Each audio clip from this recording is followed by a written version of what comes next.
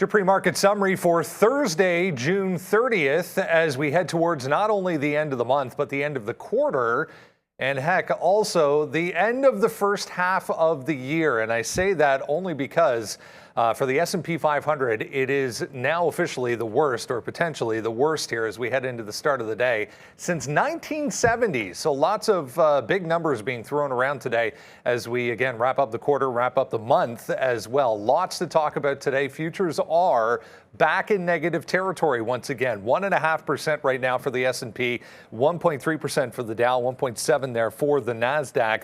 More negativity, bottom end of the screen. Yeah, we're breaking 19,000 for Bitcoin, down 5%.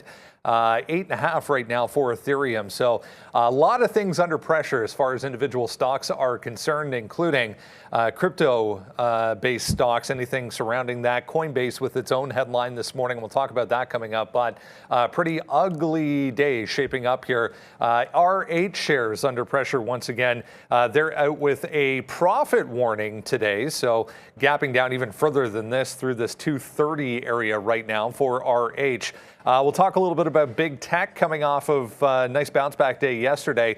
Yeah, Wedbush removing Alphabet shares from its best ideas list. So the entire group under pressure here, including Apple and Microsoft, down sharply in the pre-market. Crypto stocks, yeah, down with the price of Bitcoin, but Coinbase out this morning talking about expansion plans heading into Europe. I'll move that over so you can see. Pretty kind of nothing day yesterday. We're down further in the pre-market here for Coinbase. NIO, on the other hand, looking to bounce back a little bit along with Li Auto. Li Auto leading right now as far as Chinese EV makers are concerned in the pre-market. NIO lagging XPEV as well, back in negative territory. We'll talk about some of the chip makers here coming up.